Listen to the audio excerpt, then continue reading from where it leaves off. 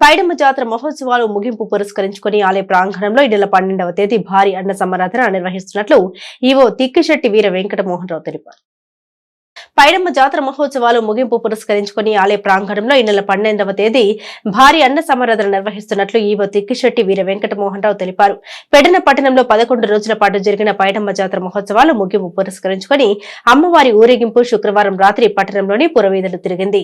ఉదయం అమ్మవారు ఆలయ ప్రవేశం అవగా అమ్మవారి ఊయల సేవ కన్నుల పండుగగా ఉంది. భక్తులు పెద్ద సంఖ్యలో తరలివచ్చి అమ్మవారిని దర్శించుకున్నారు. ఈ సందర్భంగా ఈవో మోహన్ రావు మాట్లాడుతూ జాతర మహోత్సవాలు జయప్రదం చేసిన ప్రతి ఒక్కరికి ఆయన కృతజ్ఞత తెలిపారు. అలాగే 12వ తేదీ ఆలయ ప్రాంగణంలో జరిగే భారీ అన్న సమారాధన కార్యక్రమంలో భక్తులు అధిక సంఖ్యలో పాల్గొని అన్న ప్రసాదాన్ని స్వీకరించాలని ఆయన విజ్ఞప్తి చేశారు. నగరంలో పట్టపగలు భారీ చోరీ జరిగింది. 5 లక్షలతో పాటు 100 కాసుల బంగారం అపహరణకు గురి కావడం సంచలనం రేపింది. రాజుపేటలో శుక్రవారం పట్టపగలు భారీ చోరీ జరిగింది. 5 లక్షలతో పాటు 100 కాసుల బంగారం అపహరణకు గురైంది. ఇనుగుదురుపేట పోలీసు పరిధిలో రాజుపేటకు చెందిన ధాన్యం బియ్యం వ్యాపారి పద్మనాభుని చిన్న నాగేశ్వరరావు కుటుంబ సభ్యులు కలిసి శుక్రవారం ఉదయం ఇంటికి తాళాలు వేసి విజయవాడలోని ఓ ప్రైవేట్ ఆసుపత్రికి వెళ్లారు. తిరిగి రాత్రి ఇంటికి వచ్చి చూడగా ఇంట్లోని వస్తువులు చిందరవందరగా పడి ఉన్నాయి. ఇంట్లోని బీరువా పగలగొట్టినట్లు ఉండడంతో చిన్న నాగేశ్వరరావు పోలీసులకు సమాచారం అందించారు. శుభకార్యం ఉండడంతో బ్యాంకు లాకర్లో ఉన్న నగల్ని ఇటీవల ఇంటికి తీసుకొచ్చినట్లు చెబుతున్నారు. ఘటనా స్థలానికి ఇనుగుదురుపేట సీఐ ఉమా మహేశ్వరరావు పోలీసు సిబ్బంది పరిశీలించారు. ఎంత మేర నగలు నగదు దొంగతనం జరిగిందనే అంశంపై వివరాలు సేకరిస్తున్నామని వేలిముద్రలు సేకరిస్తున్నామని సీఐ తెలిపారు. వాళ్ళు అన్నారు 2 రోజులు ఉండాలండి హాస్పిటల్లో మీ అమ్మగారు తీసుకెళ్తారు కుదరదన్నారు. అయితే ఆ రోజున పూర్ణ సార్ రాలేదండి డాక్టర్ గారు. నేను వేరే వాళ్ళకి అప్పచెప్పి వచ్చాను. మా తమ్ముడు అక్కడే ఉన్నాడు.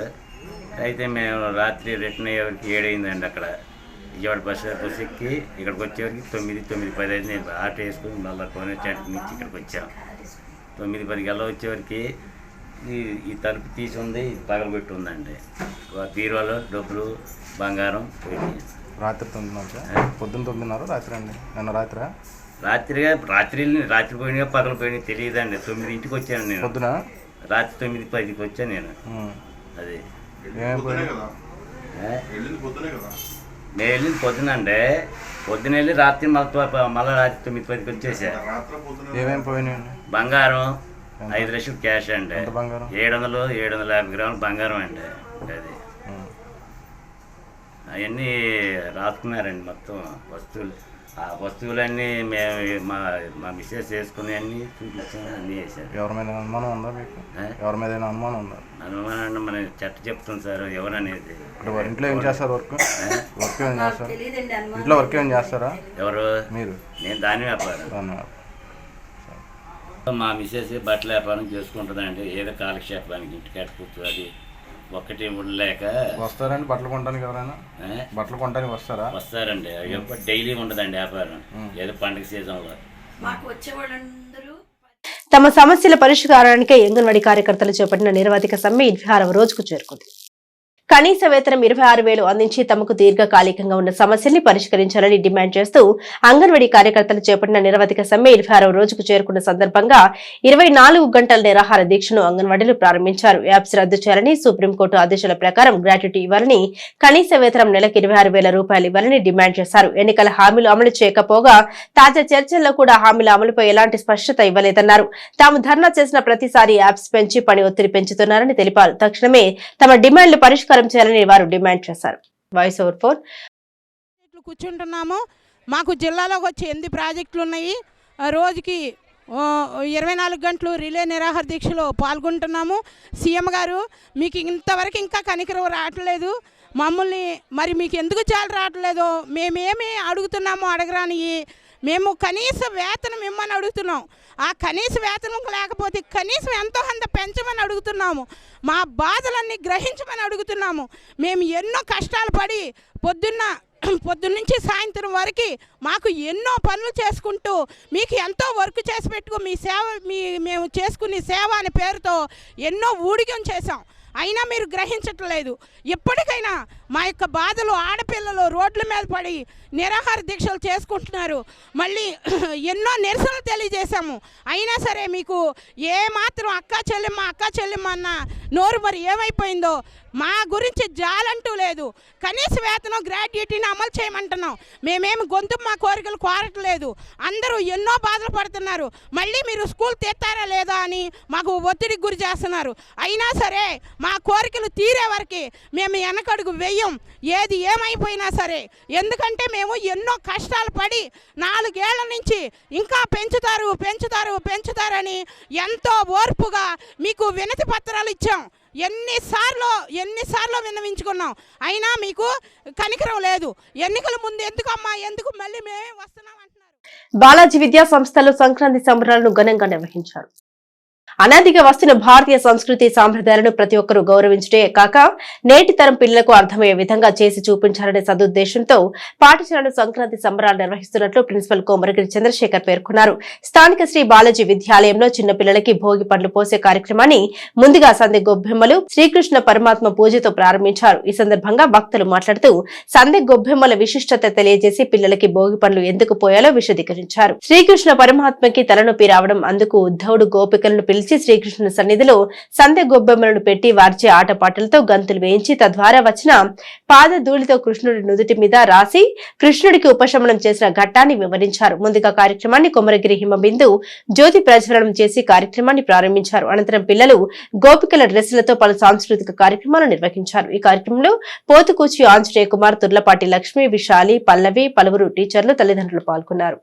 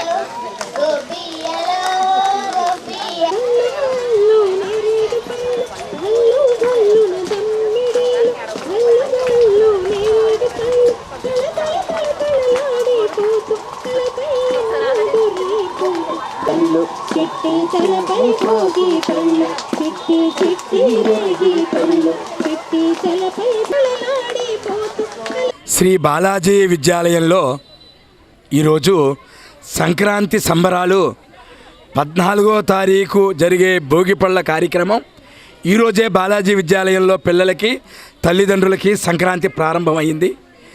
మొదటిగా ఈ రోజునాడు ఉదయం శ్రీకృష్ణ పరమాత్మకి మేడం గారు శ్రీమతి హిమబిందు గారు శ్రీకృష్ణ పరమాత్మకి పూజలు, గొబ్బెమ్మలకి పూజలు చేశారు. అనంతరం బొమ్మల కొలువుని ఏర్పాటు చేశారు. ఆ తర్వాత పిల్లల చేత సాంస్కృతిక కార్యక్రమాలు, గోపికల డ్రెస్సులో విచ్చేసినటువంటి పిల్లలందరూ కూడా ఆ గోవిందుణ్ణి స్తుతిస్తూ అనేకమైనటువంటి సాంస్కృతిక కార్యక్రమాలని నిర్వహించారు. అనంతరం చిన్నారులందరికీ కూడా ముఖ్యంగా బాలాజీ విద్యాలయం అంటేనే ఏ ట్రెడిషనల్ ప్రమోషన్ స్కూల్ అని చెప్పని ఇందాకే మన ఆంజనేయులు గారు చెప్పారు. ఈ విధమైనటువంటి కార్యక్రమాల్లో మీరందరూ పాలు పంచుకున్నందుకు కూడా చాలా సంతోషంగా ఉన్నది. ఏదైనా సంవత్సరంలో ఒక పండగ ఏదైనా మొదలైందంటే అది సంక్రాంతితోనే మొదలవుతుంది, బాలాజీ విద్యాలయంతోనే మొదలవుతుంది. పాల్గొన్న పిల్లలందరికీ కూడా ఆశీస్సులు, పాల్గొన్నటువంటి తల్లిదండ్రులు, వాళ్ళని ప్రోత్సహిస్తున్న వాళ్ళకి కూడా మా అందరికీ కూడా హృదయపూర్వక నమస్కారాలు చెబుతూ ఈ కొత్త సంవత్సరం అందరూ కూడా చాలా హ్యాపీగా ఉండాలి, ఆనందంగా ఉండాలి, ఆరోగ్యంగా ఉండాలని కోరుకుంటున్నాం. తమ సమస్యల పరిష్కారం కోరుతూ సర్వశిక్ష అభియాన్ సమగ్ర ఉద్యోగులు నిరవధిక సమ్మె 18వ రోజుకు చేరుకుంది. తమ సమస్యల పరిష్కారం కోరుతూ సర్వశిక్ష అభియాన్ సమగ్ర ఉద్యోగులు నిరవధిక సమ్మె 18వ రోజుకు చేరుకుంది. ధర్నా చౌక్ వద్ద నిర్వహించిన కార్యక్రమంలో ఆంధ్రప్రదేశ్ సమగ్ర శిక్ష ఉద్యోగులు పెద్ద సంఖ్యలో పాల్గొన్నారు. సమగ్ర శిక్షలో పనిచేస్తున్న అన్ని విభాగాల ఉద్యోగుల్ని రెగ్యులర్ చేయాలని, సుప్రీంకోర్టు తీర్పు ప్రకారం సమాన పనికి సమాన వేతనాన్ని అమలు చేయాలని, తక్షణమే యూటీఎస్ అమలు చేసి వేతనాలు పెంచాలి అని ఈ సందర్భంగా డిమాండ్ చేశారు. ఉద్యోగ భద్రత కల్పించి ప్రతి నెల 1వ తేదీకి వేతనాలు చెల్లించాలని, వార్షిక బడ్జెట్ ఒకేసారి విడుదల చేయాలని పేర్కొన్నారు. వేతనంతో కూడిన మెడికల్ లీవ్లు మంజూరు చేయాలి అని, సమగ్ర శిక్ష ఉద్యోగులకు ఈపీఎఫ్, ఈఎస్ఐ, పీఎఫ్ సౌకర్యం కల్పించాలని, రిటైర్మెంట్ వయస్సు 62 ఏళ్లకు పెంచాలని వారు డిమాండ్ చేశారు.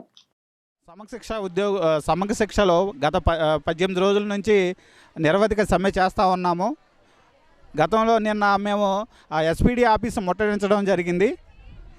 కానీ ఎస్పీడీ ఆఫీస్ ముట్టడిలో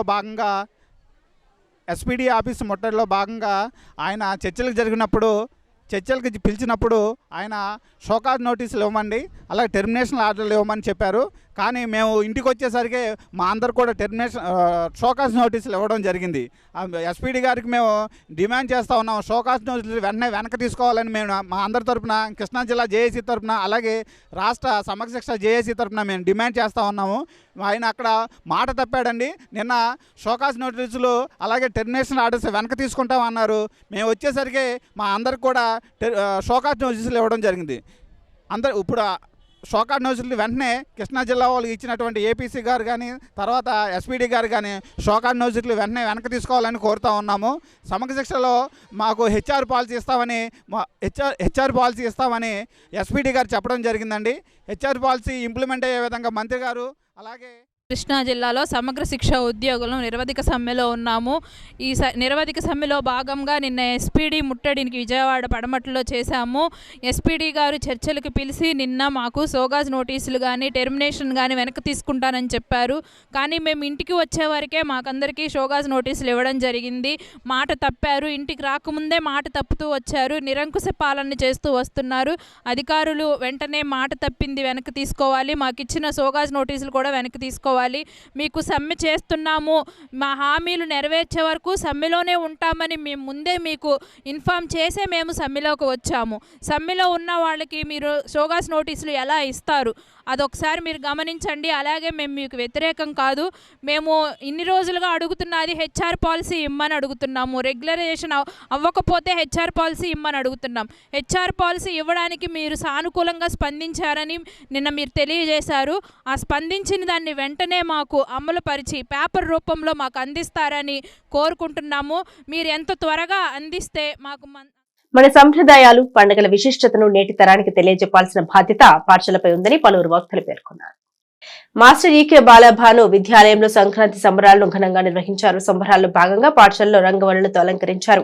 అదేవిధంగా బొమ్మల కొలువు ఏర్పాటు చేసి పిల్లలకు భోగి పండును పోసి మంగళ హారతలు ఇచ్చారు. విద్యార్థులు అందరూ ఈ వేడుకల్లో పాల్గొని భోగి మంటలు వేసి గాలిపటాలను ఎగురవేశారు. అదేవిధంగా విద్యార్థులందరూ సాంప్రదాయ దుస్తులు ధరించి పలు సాంస్కృతిక కార్యక్రమాలు నిర్వహించారు. ఈ సందర్భంగా పాఠశాల ప్రిన్సిపల్ సిహెచ్ ఎస్ఎన్ రాజు మాట్లాడుతూ పాశ్చాత్య దేశాల మోజులో పడి నేటి తరం మన దేశం యొక్క విలువల్ని అర్థం చేసుకోలేకపోతున్నారని, మన పండుగలు వాటి వెనుక ఉన్న గొప్పతనాన్ని విద్యార్థులకు తెలియజెప్పడమే ఈ వేడుకల యొక్క ముఖ్య ఉద్దేశమని పేర్కొన్నారు. ఈ వేడుకలో విద్యార్థులు, ఉపాధ్యాయులు, తల్లిదండ్రులు పాల్గొన్నారు.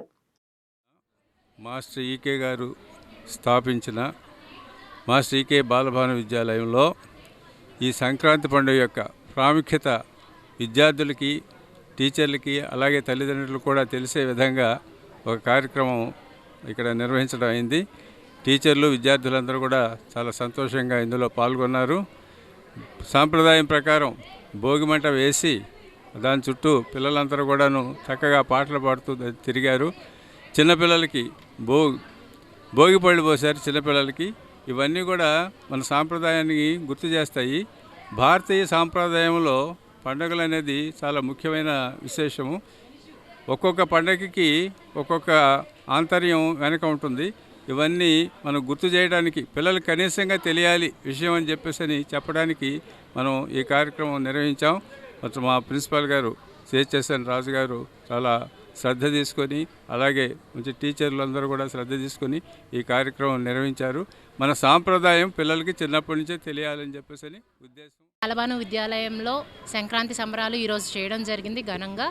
సో రాబోయే తరాలకి వాళ్ళ యొక్క ట్రెడిషనల్ ఫోకస్ అవన్నీ తెలియజెప్పడానికి ఈ ప్రోగ్రామ్ని మేము కండక్ట్ చేయడం జరిగింది.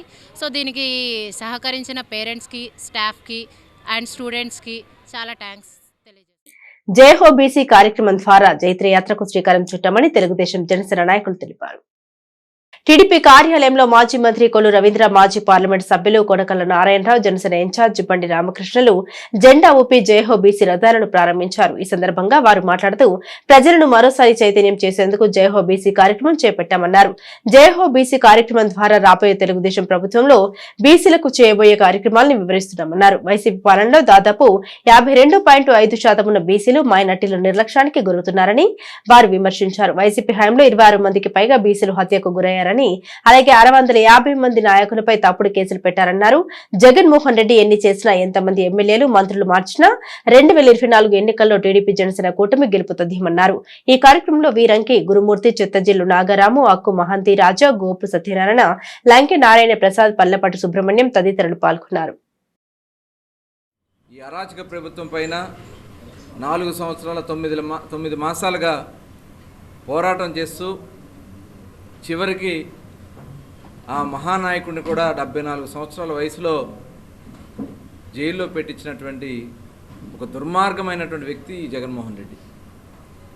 ఈరోజు ఈ రాష్ట్రాన్ని కాపాడాలని చంద్రబాబు నాయుడు గారు, పవన్ కళ్యాణ్ గారు ఈరోజు అనేక కార్యక్రమాలని చైతన్యం తీసుకురావాలి, ప్రజల్ని చైతన్యం తీసుకోవడం కోసం కార్యక్రమాలు తీసుకుంటూ అందులో భాగంగా నిన్నటి నుంచి చేపట్టినటువంటి ఒక మహత్తర కార్యక్రమం ఈ రాష్ట్ర సౌభాగ్యం కోసం ప్రజల్ని మరొకసారి చైతన్యం చేయాలనే ఉద్దేశంతో రా కదలిరా అనే కార్యక్రమాన్ని 25 పార్లమెంట్లో 25 సమావేశాలు పెట్టి ఒక జైత్రయాత్రకి శ్రీకారం చుట్టడం జరిగింది. కనిగిరిలో ప్రారంభమైంది నిన్న, రేపు తిరువూరులో జరగబోతా ఉంది. 18న కృష్ణా జిల్లా గుడివాడ నియోజకవర్గంలో స్వర్గీయ అన్న నందమూరి తారక రామారావు గారి వర్ధంతి కార్యక్రమం రోజు కూడా అక్కడ వర్ధంతిని నివాళులు అర్పించుకుని సమావేశం నిర్వహించుకోబోతా ఉన్నాం. పెద్ద ఎత్తున స్పందన వస్తూ ఉంది. అడుగడుగున నీరాజనాలు పలుకుతూ ఉన్నారు. నిన్న మేము 1,00,000 అనుకుంటే 1,50,000 దాటిపోయారు. అక్కడ ఇవాళ ప్రజలు ఎందుకంటే కోరుకుంటా ఉన్నారు, ఈ దుర్మార్గుడైనటువంటి ఈ జగన్మోహన్ రెడ్డిని ఈ రాష్ట్రం నుంచి తరమగొట్టగల ఏకైక నాయకుడు చంద్రబాబు నాయుడు గారు, పవన్ కళ్యాణ్ గారు వల్లే సాధ్యం అవుద్దని చెప్పి ఇవాళ ప్రజల్లో ఒక నూతన ఉత్తేజం వచ్చి ఈ రాష్ట్రాన్ని కాపాడుకోవడం కోసం వాళ్ళందరూ కూడా వస్తూ ఉన్నారు. ఇవాళ వైసీపీ నాయకులకి చెమటలు పడతా ఉన్నాయి. జగన్మోహన్ రెడ్డి ఆల్రెడీ డిసైడ్ అయిపోయాడు, అతను ఓడిపోతాడనే దీనికి డిసైడ్ అయిపోయి ఆఖరి ప్రయత్నంగా ఈరోజు చెస్ గేమ్ ఆడుతూ ఉన్నాడు. పరిశ్రమలు లేవు, రోడ్లు గుంతలబడిపోయినాయి. ప్రతి ఒక్క ఎమ్మెల్యే, ప్రతి ఒక్క మంత్రి కూడా రాష్ట్రాన్ని దోచుకు తింటా ఉన్నారు. ఈ అవినీతిమయమైనటువంటి రాష్ట్రాన్ని కాపాడుకోవాల్సిన బాధ్యత ప్రజలకు ఉంది. ఆ ప్రజలు కదిలి రావాల్సిన అవసరం ఉంది. పెద్ద ఎత్తున కదిలి వస్తూ ఉంటే చూసి కళ్ళు కనపడతలేదా మీకు? సభలు ఎంత విజయవంతం అవుతున్నాయో. ఇదేం కర్మ మన రాష్ట్రానికి అని చెప్పి చంద్రబాబు నాయుడు గారు పర్యటిస్తూ ఉంటే ప్రతి సభ కూడా ఒక మహానాడు సభలాగా విజయవంతం అయింది. మొన్న పవన్ కళ్యాణ్ గారు, చంద్రబాబు నాయుడు గారు, లోకేష్ పాదయాత్ర ముగింపు సందర్భంగా పెట్టిన సభ రాష్ట్ర చరిత్రలో కనివినటువంటి విజయవంతం సభ జరిగింది. అవన్నీ చూసి మీకు భయం వేస్తుంది, సహజం. మీరు ఇవాళ దాకా రాష్ట్రాన్ని దోచుకు తింటున్నారు, రేపు మీరు అధికారాన్ని కోల్పోబోతున్నారు. మీరు చేసిన తప్పులన్నిటి మీద కూడా న్యాయ విచారణ జరుగుతుంది. మీ అందరినీ కూడా దోషులుగా నిలబెడతాం. మీరు చేసిన పాపాలకి మూల్యం చెల్లించక తప్పదు. ఆ భయంతోనే మీరు గజగజ ఉనికిపోతూ ఉన్నారు. కదలిరా, ఎందుకు కదలు రావాలా? రాష్ట్రాన్ని కాపాడుకోవడం కోసం, ఇలాంటి దుర్మార్గుడి చేతిలోంచి రాష్ట్రాన్ని మరి కాపాడుకోవడం కోసం పవన్ కళ్యాణ్ గారు, చంద్రబాబు నాయుడు గారు పిలిపించారు. ఇవాళ ఈ రాష్ట్రాన్ని కాపాడుకోవాల్సిన బాధ్యత అందరి మీద ఉంది. బీసీల కోసం అయితే చంద్రబాబు నాయుడు గారి హయాంలో వాళ్ళకు ఉచ్చ దశ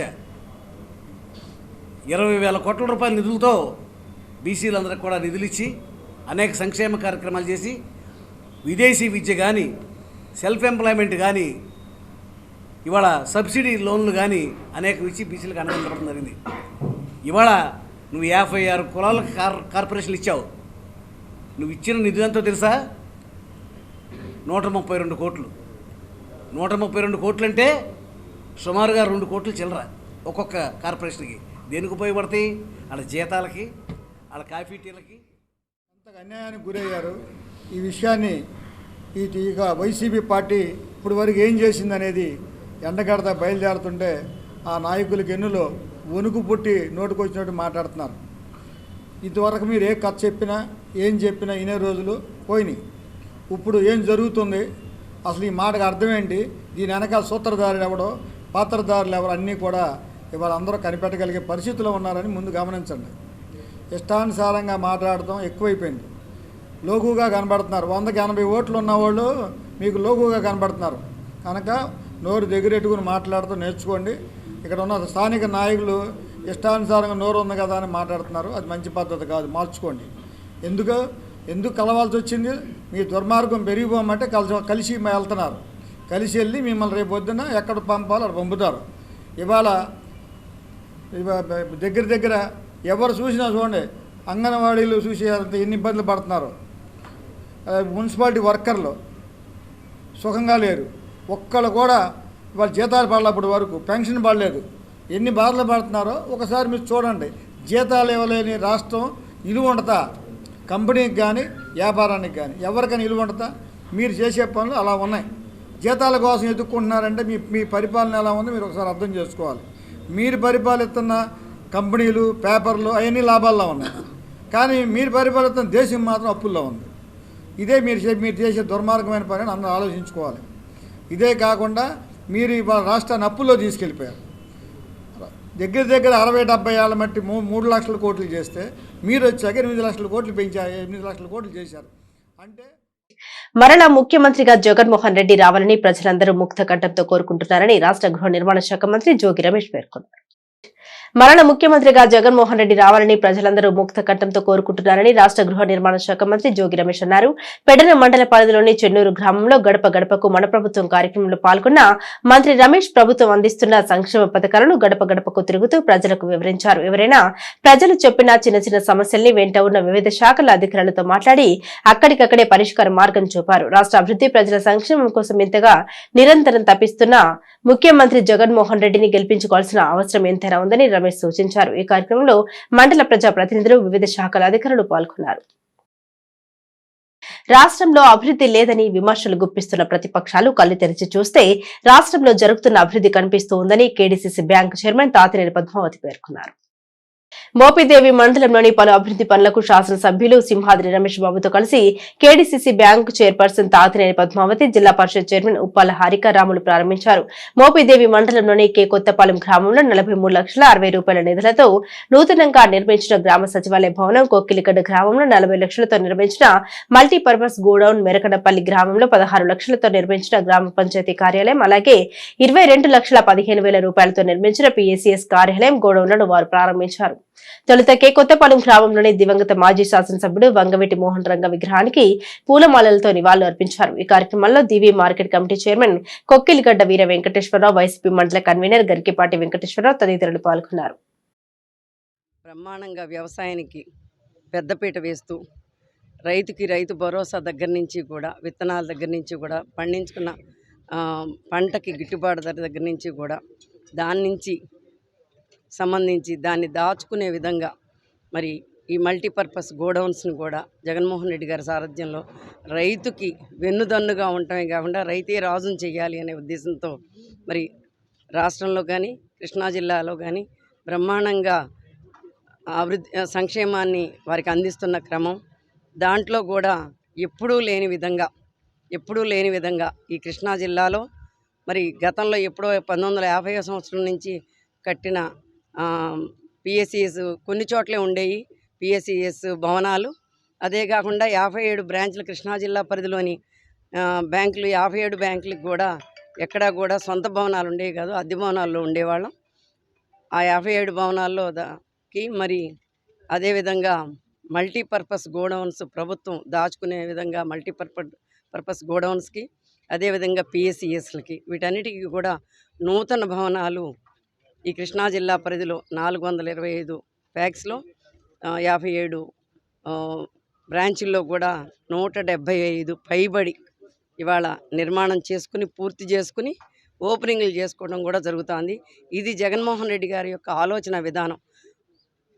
మరి ప్రతి ఒక్కళ్ళు అంటున్నారు సంక్షేమే డబ్బులు ఇస్తున్నారు అంటున్నారు.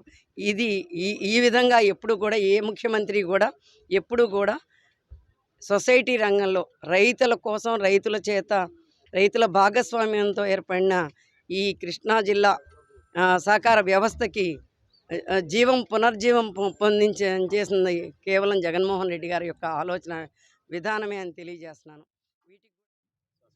సొసైటీ బిల్డింగ్ ఇవన్నీ ఏంటంటే అభివృద్ధిలో భాగాలే.